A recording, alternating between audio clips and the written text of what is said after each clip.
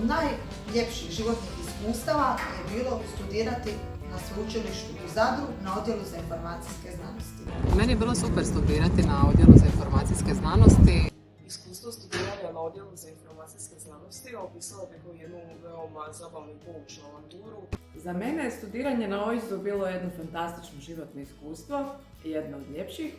Studirati na odjelu za informacijske znanosti bilo mi je stvarno odlično. Informacijske znanosti su stvarno u svakoj nekakvoj pori, ajmo tako iz našeg života i ovaj faks, nema nešto bolje od ovog faksa da vas pripremi za to. Što sam na višim godinama bila, to sam više otkrivala, ajmo reći, nove stvari na koje se informacijske znanosti odnose. Naprimjer, imali smo kolegije vezane za programiranje, interakcija čovjek-računalo. Od proučavanja starih knjiga do obrade strukturiranih podataka u Pythonu. Povijesti nakladništva, knjižničarstva, programiranja, poslovanja.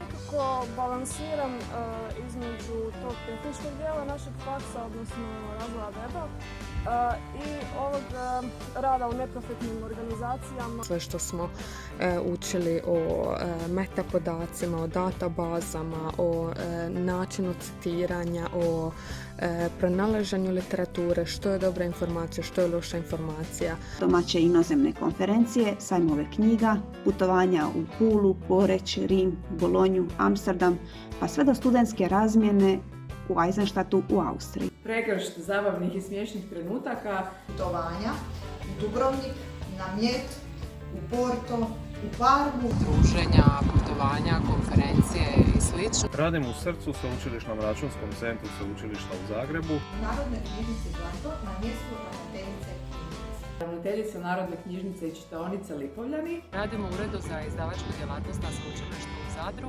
Danas radim kao školski knjižničar u klasičnoj gimnaziji Ivana Pavla II. U Zadru.